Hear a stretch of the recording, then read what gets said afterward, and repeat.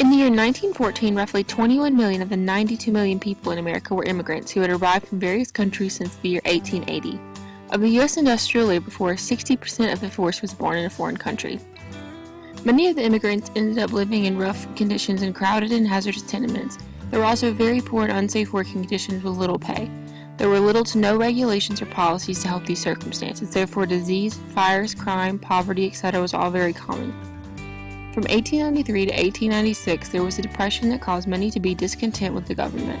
Many also realized the wealthy corporate entrepreneurs were not bringing much benefit, while in many areas more than one-fourth of the adult male population was still unemployed. And so the Progressive Era and reform began. Reform received support from all over and regulations began to take place in society. Progressives allowed political voters to place issues on the ballot, and the reformers took action on them. They also worked on bettering conditions in workplaces, housing, on food, and made policy reforms specifically for women and children, also regulating the employment of children. Many health reforms were made to help prevent diseases, as almost 20% of the population of cities died due to disease. Health reforms provided public health centers and regulations on housing and restaurants.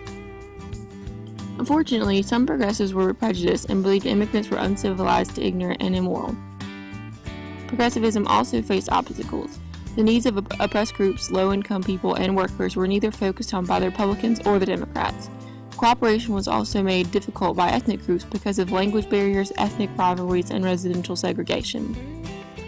Although America was going through a time of change, there were still many contradictory views of immigrants, and there was still the oppression of immigrants, women, African Americans, Asian Americans, and Spanish-speaking people.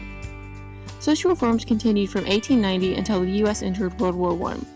During the Progressive Era, the question raised, who was going to staff an agency that helped all the poor and oppressed people? By 1920, the new profession of social work had emerged. Created using Powtoon.